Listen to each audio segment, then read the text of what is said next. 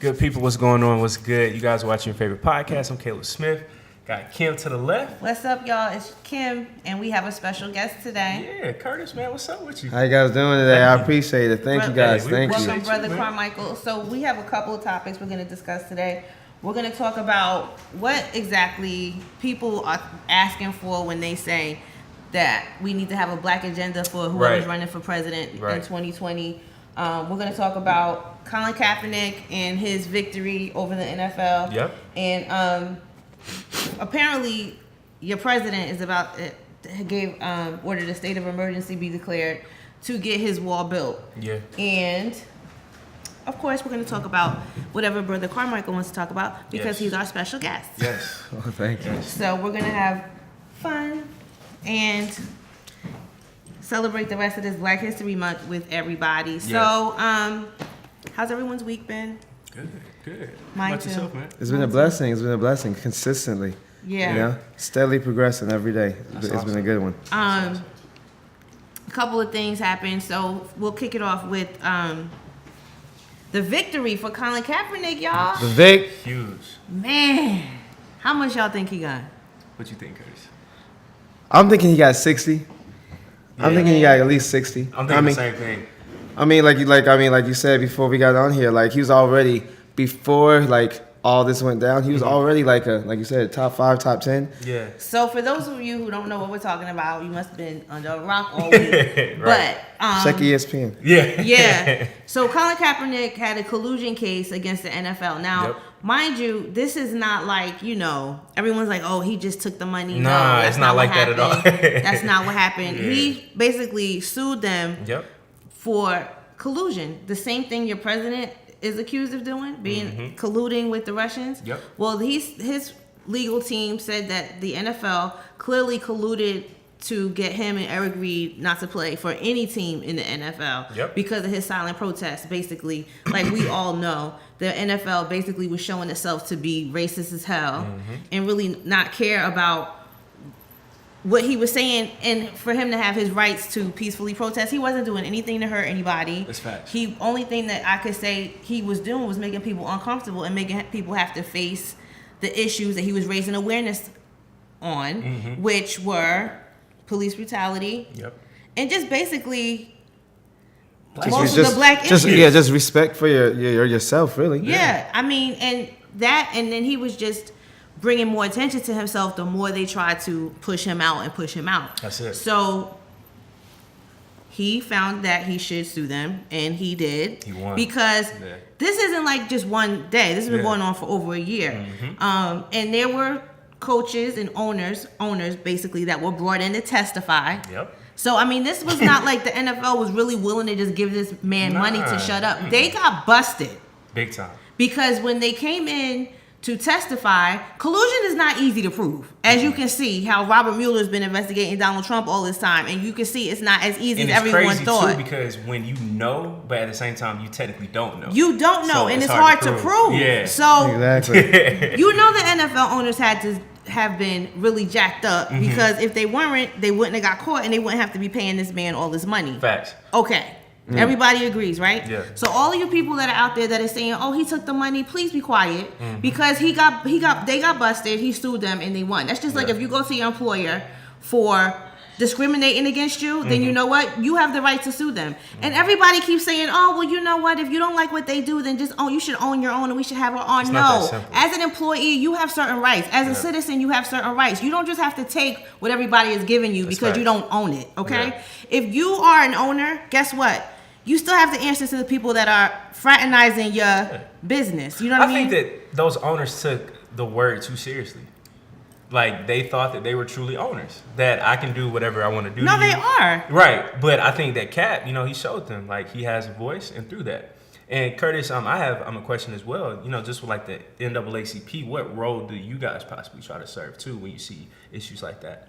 Well, with the Kaepernick issue, we always try to keep it as homegrown, as grassroots as possible. Yeah. So obviously Kaepernick is a neighbor like globally to me, Yeah. but I'm thinking about my neighbor at Grady High School. Right. I'm thinking about my neighbor at Banneker. I'm thinking about my neighbor. All those high school coaches are the ones that's taking those kids to the Alabamas, to the Georgias. So I always tell people when they ask me, like, what do you think about the Kaepernick issue? It boils down to, we also need to make sure these college coaches, these high school coaches, these black high school coaches, these black colleges coaches actually get opportunity to get promoted to the NFL, to the college aspects, because the white coach, the Steve Spurriers and whatnot, they're the ones that get all the love, like saying, this is my coach, he got me to the NFL. But really, it was Coach so-and-so at MLK that was like, bro, you got it. Okay. Like, I got you the grades. I got you to make sure you made it home. I made sure that your mom had a little side hustle,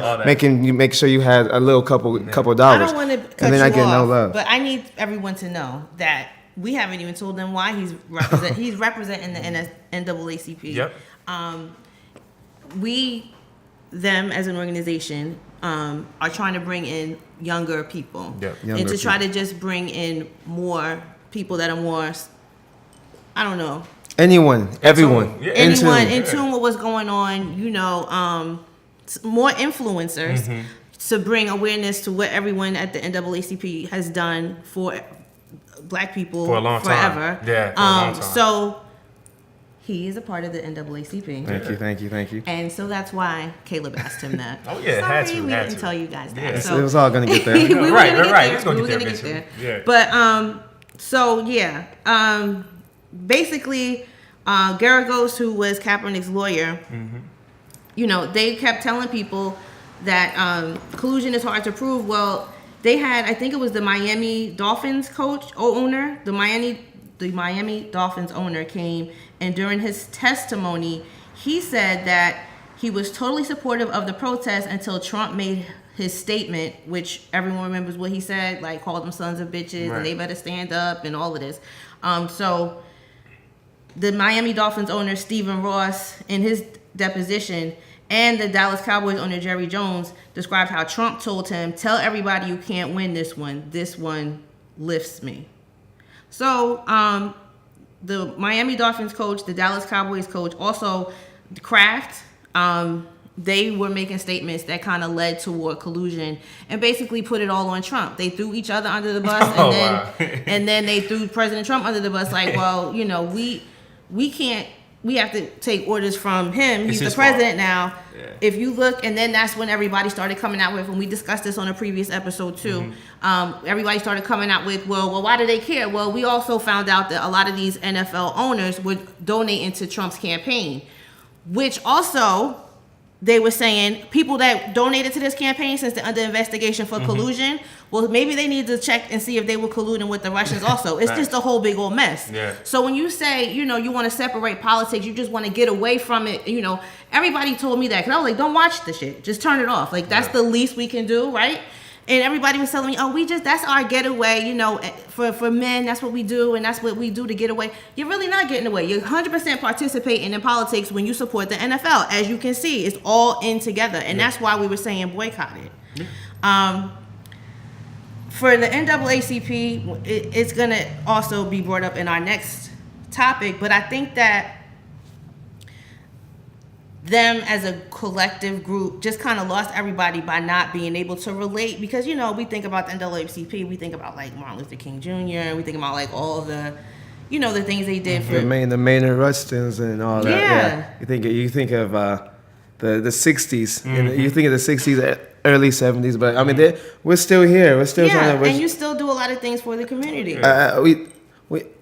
We do a large amount of things for the community. We do, but like I said, a lot of times the community doesn't see it because what a lot of people that's in the establishment there are doing right now is all behind the scenes. So you might not be in the superintendent's office.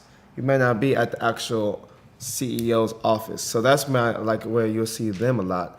But it also, we do as a people need to see us on the grassroots as well, helping out our young people, helping out our entrepreneurs. And sometimes you're not actually seeing that. So sometimes when you don't see, when it's not visible, it's forgotten. So NAACP, it stands for the National Association for the Advancement of Colored People, right? Yes. And so back in the day, I know that they supported initiatives for like education, community outreach, job training, and stuff like that. So, I mean, definitely check in your neighborhood. They may be offering. Do they still offer like grants and stuff, or for like after school and stuff like that? So that's where the problem lies. So when the NAACP national chapter, that's the whole conglomerate. Yes, they have grants because they have access to a lot of the funds and resources. Now with the NAACP Atlanta branch, every single member, which there's not that many of them, they pay $30 a year.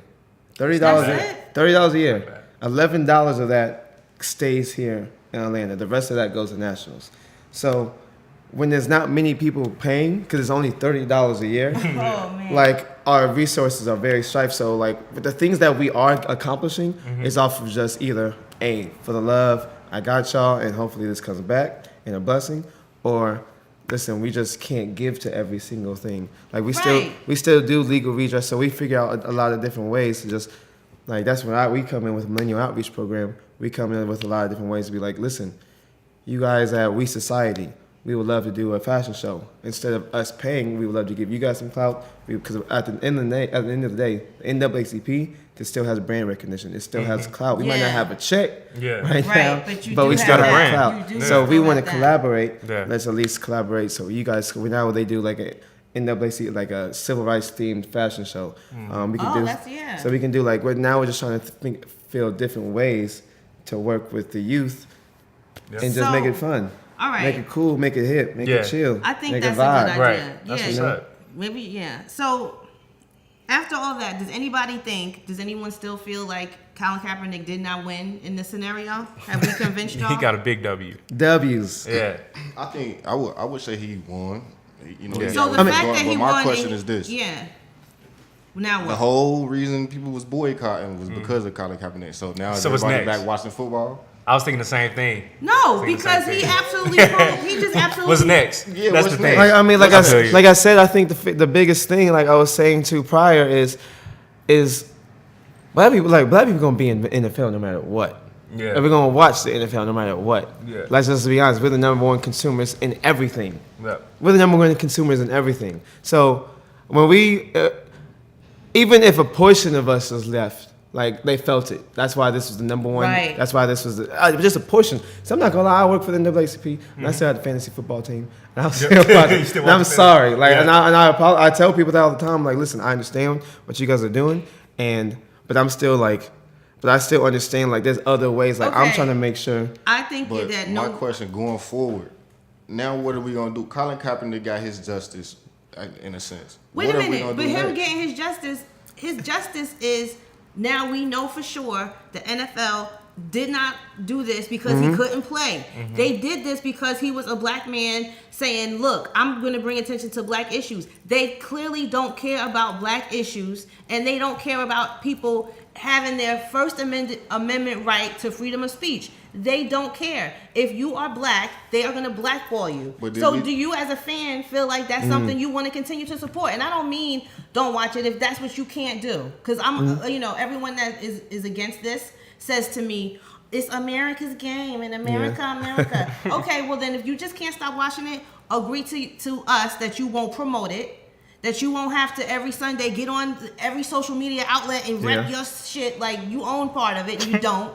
You know what I mean? Like there's levels to it. You don't have to, like you said, okay, I'm still a part of the NAACP. So first and foremost is what my integrity and my belief system is that word's been floating around all week. You know what I mean? If that doesn't represent what you represent, I'm just not going to promote it. Even though they're still going to get the credit for your viewership, do they still have to get all this free promotion from you?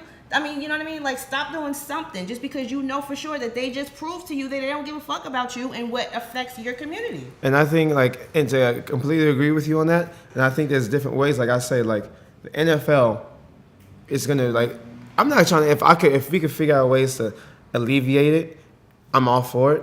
And that's why the biggest thing for me is I see these kids, like when I go into different high schools every single day, 70% of them still be like, I want to play in the NFL. I want to play in the NBA. Right. So instead of me saying like, don't do that, that's a joke, even though I'm still saying I'd rather you go to a vocational school I'd rather you hang out with the kid that you've been picking on in the back who's about to go to medical school. I'd rather you work with him to figure out something that you guys can do. But if that's your gung-ho about getting into the league, I want to be your basketball coach because that's why I coach on Saturdays to little kids. I want to get your uncle who coaches you already. I want him to be the coach at Grady. I want the community to be able to groom these kids so when that first contract comes with the NFL team, and they're like, and they're not getting like financial literacy. You have financial literacy. You understand, like, listen, because just like music, there's people that own, like LeBron owns his masters. Yep. He owns his rights in every agency, capacity. all that stuff. He owns his agency. So the NFL needs to look at that and be like, listen, the NBA was just 20 years ago in the same boat as us. Yep. But now look at them. Now it's like they're doing Black History Month decked out. They got Quavo. Like everything is like black. Everything is black. Yeah. And even the NBA owners are like, all right, we got to give at least a share. Like, I mean, the Cleveland Cavaliers, partial owner is Usher. Yep. Michael Jordan owns like the Hornets. I'm old enough to remember when Allen Iverson was getting dress code for wearing AI. He was the reason that they had to implement a dress code. Yeah. The tattoos, all that stuff. And I think that streetwear. the NFL has to. They're gonna have to rebrand. The NFL has to understand that underneath that helmet is a black man that acts that's proud of himself. Yep. That he's a human being. You need to human make sure beings. as a fan that you demand black ownership Exactly. or black representation And in the corporate office. Now, some people can say this, which is somewhat valid too. At the same time, that these same people that's saying, you can start your own league, these same people work for a white boss who doesn't even like them. But you still have to survive. And it's like these people, and Jay Black, he says this every week, but it's true. Most of these athletes don't even have a resume. Mm-hmm. All they have is sports. Okay, well, good for them. What True. does that have to do with But- my son, who at this age has the opportunity to do something different or do something greater and impact his community? Right. Like you said, we do so much for them. Like, we breed our children and we make, like, oh, my son's gonna play football, and like you won't accept anything less from them. You know what I mean? Like, what about you see your kid gravitating toward music or fashion And or science anything. sometimes, yeah. You know what I mean? So that's what I mean. Like, it's levels. Yeah, most definitely. And I think too, though, we just can't expect for these players or even some of these fans overnight just to say F it and We didn't leave say, it in we didn't say we wanted to play. And that's the thing people don't get to, because that's another argument. That's very valid, what you say. Because you say this to me all the time. You're like, well, what do you want them to do? Get another job? Like, you want them to stop playing? Like, what job can pay you $850,000 a week just to play for 60 minutes? Go ahead and keep playing. Yeah. But I don't have to watch it. But if you think about that, it's all tied in together. Because if we stop watching, they stop getting paid. Stop Right. losing money. Yeah. So it's all Like a black number one consumer in the world. Yeah. Like if we I always tell if we stop for one day, if black people really truly actually stop doing anything for one day, just any one thing, Right. Music would suffer. Music would suffer. That's what everything we would want suffer. People that's to fact. feel. We just want to come together for 1 minute and just let people. So what do you think recognize. why does it have to be? And that's my problem. Like, it's like we doing this out of spite. Yeah. Or we want y'all to feel this. Like, instead of doing that, let's not just come together for 1 minute or one day. Let's come together forever. Yeah. And then put something in place, not just to prove a point. Let's do it because this is what needs to be done. Let's progress the black dollar. Yeah, instead of just trying to prove a point to some white people like y'all need us. I matter. Okay, they know that they need us. Right. Let's just We need build to our own- recognize that they need we need us. to recognize that we need ourselves. Yeah, exactly. There you go. That's real. Like what people say. Like I don't know if y'all know this. And I know this is. I hope it's still. I don't want to go too far off the range, but I don't. No, you good. Does anybody know the average? I mean, I know y'all probably saw like the average. How long the black dollar lasts? Yeah, I think Killer Mike said something 6 hours. 6 hours. Yeah, and then Jewish community is like 26 days. 26 days. Black. Almost a month. The white community is like 3 weeks. Yep. Like Asian. Well, not to even get even more far off the subject, but once upon a time, back in the days, like my grandfather was saying, we as a community, African Americans, before we were integrated, we built our communities off of the principles of Judaism, which are just the Bible's Old Testament. Yes. We used to build our communities, and we had the same kind of like blueprint of a community before integration. Like, we had each other. We had to shop with each other. We had no choice. Yeah.